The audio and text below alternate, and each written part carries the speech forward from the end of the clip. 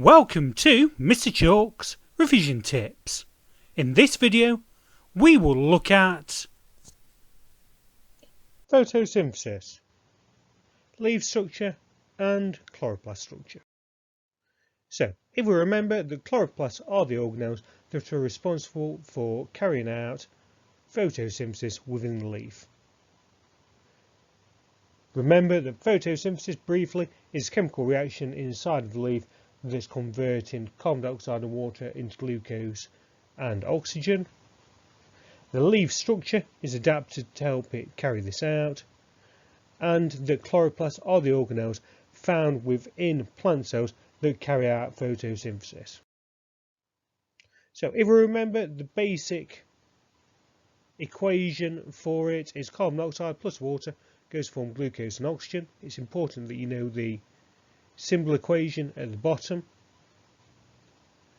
Leaf adaptations, generally they have a large surface area to absorb leaf. Plant has lots of leaves to increase the surface area. They're thin, so gases don't have far to diffuse. They contain chlorophyll. They've got good networks of veins to supply water and take the glucose away. And they have stomata to allow gases to diffuse in and out. The leaf structure is adapted to carry out photosynthesis.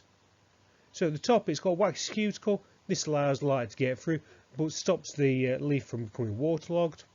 The palisade layer contains lots of chloroplasts which carry out the photosynthesis. Spongy mesophyll layer around the cells which allow lots of air in and out so diffusion can take place. Guard cells are found at either side of the stomata and open and close it to help control the rate of transpiration. And the large air spaces, which are created by the spongy mesophyll cells, will go and enable carbon dioxide to diffuse in and oxygen to diffuse out. And remember that the phloem carries away the glucose that is made in photosynthesis. So chloroplasts are the organelles found in plant cells and eukaryotic algae that conduct photosynthesis. Chloroplasts absorb sunlight and use it in conjunction with water and carbon dioxide to make glucose. So there are a number of different parts that you need to know. So the membrane envelope contains an inner and outer membranes that act as a protective covering to keep the chloroplast structure enclosed. The stoma is a dense fluid within the chloroplast that lies inside the envelope but outside the thylakoid membrane. This is the site of conversion of carbon dioxide into carbohydrates, so sugars.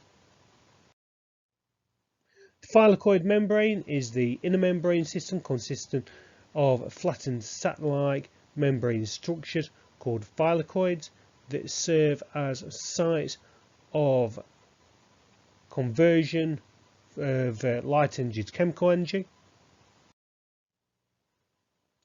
The grana is a dense layer stacked of thylakoids that serve is where the light energy is being converted into chemical energy.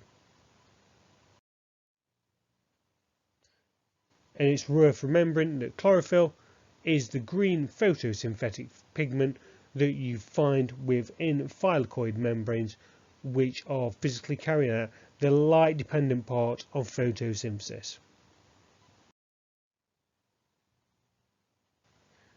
So just to go and summarise that, remember you need to know about membrane envelopes, what the stroma is, what happens in the thylakoid membrane, the fact that grana are stacks of thylakoids,